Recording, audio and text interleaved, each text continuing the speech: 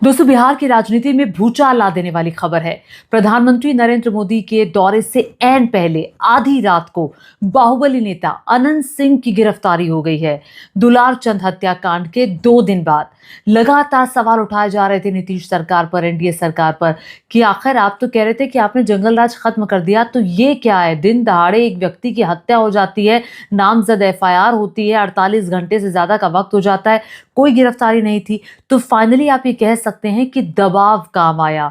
और कहा तो ये भी जाता है कि इस दबाव के पीछे कहीं ना कहीं बीजेपी का भी हाथ था। बीजेपी लगातार दबाव बना रही थी, क्योंकि प्रधानमंत्री नरेंद्र मोदी का दौरा था। प्रधानमंत्री अपनी हर रैली में ये कह रहे थे कि हमने लालू यादव के जंगल राज को खत्म किया।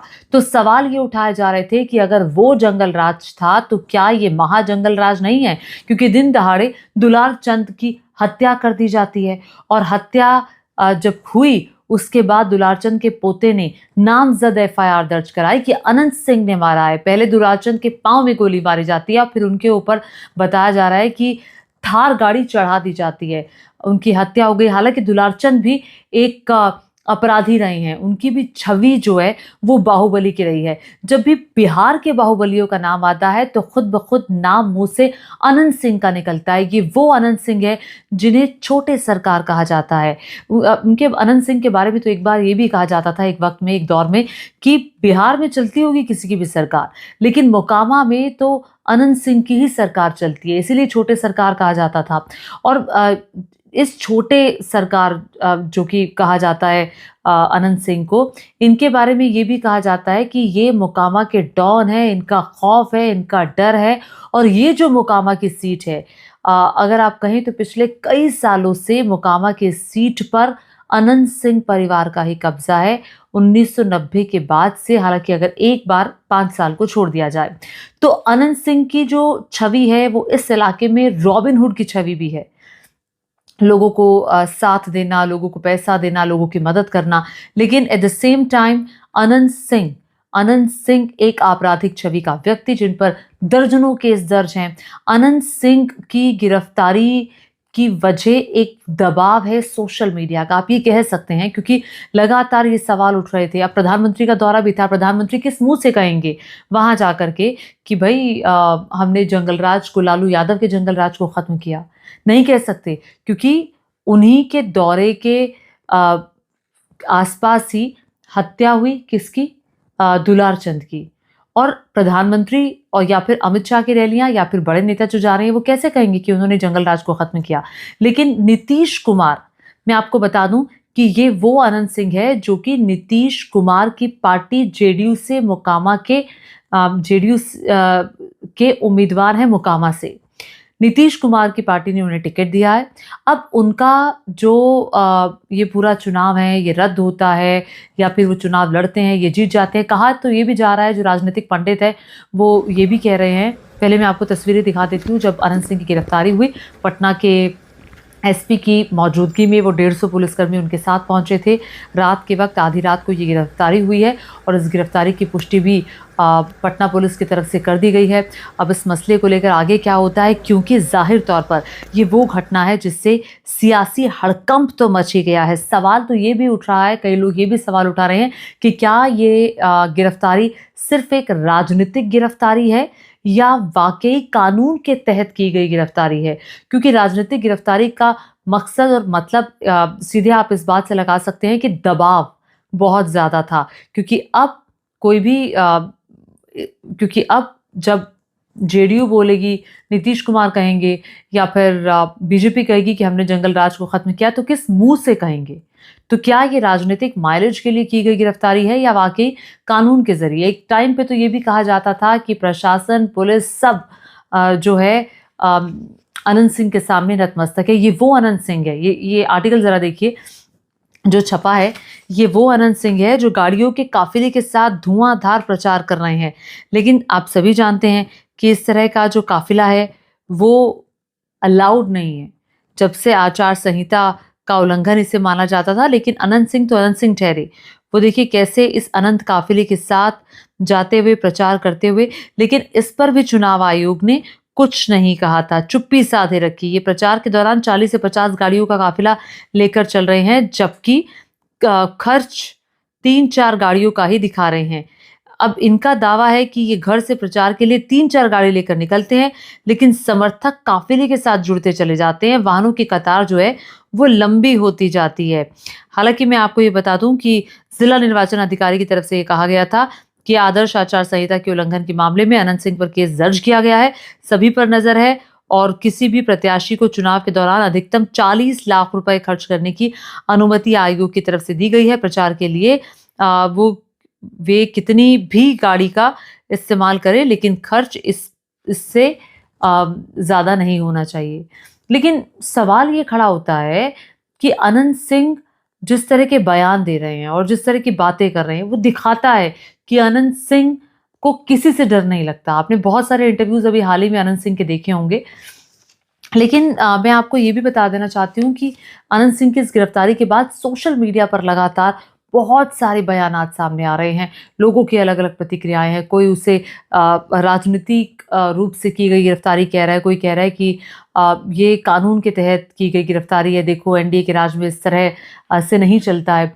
लेकिन कुछ भी हो, प्रियंका गांधी की जब रैली हुई तो उन्होंने भी सवाल उठाया। मैं आपको बताती हूँ 1980-1990 के दशक में ये जो दुलारचंद है, ये इनकी भी तूती बोला करती थी और ये वो व्यक्ति हैं जिनका एक 36 का आंकड़ा आप कह सकते हैं।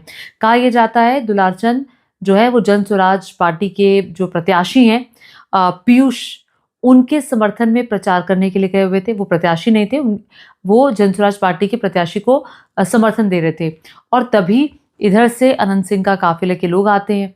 अनंत सिंह के काफिले के लोग और जन स्वराज पार्टी के कार्यकर्ता आपस में भिड़ जाते हैं। फिर कोई गोली मारता है दुलारचंद को और फिर एक गाड़ी चढ़ा दी जाती है। दुलारचंद के पोते की तरफ से ये बयान आया कि गोली मारने वाला, गाड़ी चढ़ाने वाला जो व्यक्ति है वो उन्होंने अनंत सिंह का नाम लिया और ये नामजद एफआईआर बाकायदा दर्ज कराई जाती है, जिसके बाद ये दबाव बढ़ गया कि अनंत सिंह की गिरफ्तारी आखिर क्यों नहीं हो रही।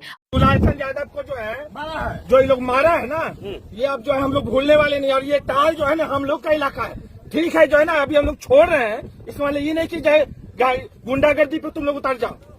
किसको मारा है? हमारे दुलाल चाचा को जो इन्होंने हाथ चलाया है, और इसका जवाब हम लोग बहुत जल्द ही देने वाले हैं। ज्यादा भाई को सोचना चाहिए और बैकवर्ड को सोचना चाहिए कि और दूसरी बात, जिस अर्टिका में मैं मौजूद था उस अर्टिका पे भी उसके समर्थकों ने ईटा चलाया है और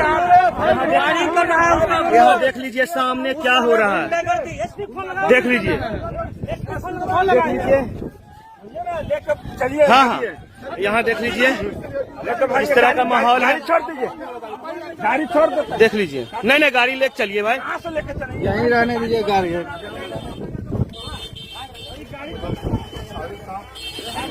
देख लीजिए, एक सेकंड देख लीजिए, प्रियदर्शी पीयूष का ये गाड़ी सामने देख लीजिए, फायरिंग हो रहा है। देख लीजिए किस तरह का माहौल है, पूरा माहौल देख लीजिए जो बिगड़ा है। ये माहौल पूरा खतरनाक हो गया है। अनंत सिंह के समर्थक डर गए हैं, अनंत सिंह के समर्थक डर गए हैं। डरपोक गोली भी चला दिया, गोली चल रहा है, डरपोक है उनके समर्थक। गाड़ी को फोड़ा गया, देख लीजिए प्रियदर्शी पीयूष का इनोवा है, इसी से वो सफर करते हैं, आपने देखा होगा। इस गाड़ी को फोड़ा गया है। किसानों समाज के लोग को मारेगा। उस गाड़ी को फोड़ा गया है। इस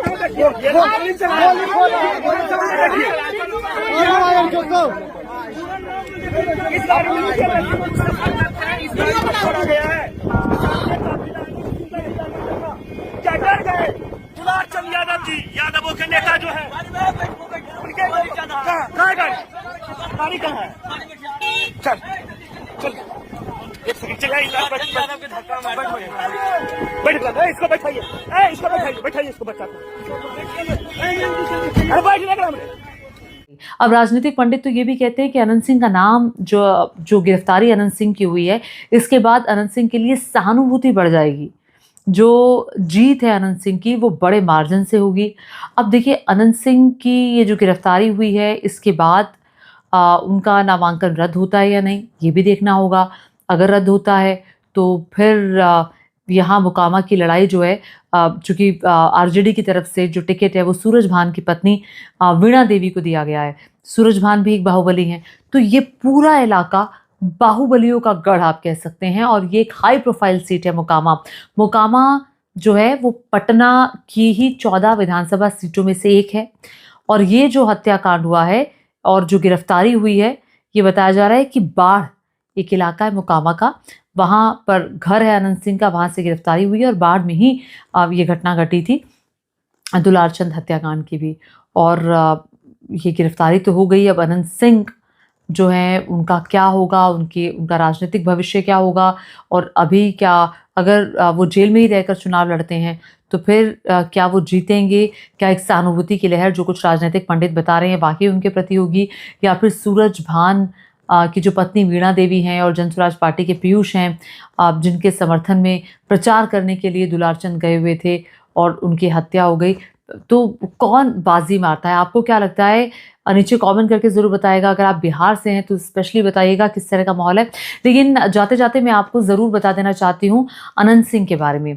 अनंत सिंह के बारे में बहुत सारी बातें हैं जो कही जाती हैं कि अनंत सिंह जो हैं वो 9 साल की उम्र में पहली बार जो था वो जेल गए थे।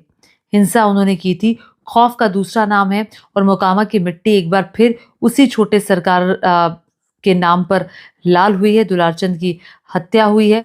कहा यह जाता है अनंत सिंह के बारे में कि अनंत सिंह की जब भी बात आती थी तो लोगों के रोंगटे खड़े हो जाते थे। एक वक्त तो ऐसा था जब मोकामा में कानून नहीं बल्कि अनंत सिंह का फरमान चलता था। चश्मा पहनने का शौक है, हैट पहनने का शौक है, अजगर पालने का जुनून है, जनता के बीच रॉबिन हुड जैसी छवि है। ये सब उस बाहुबली की पहचान थी जिसके घर से AK-47 और बम बरामद हो चुके हैं।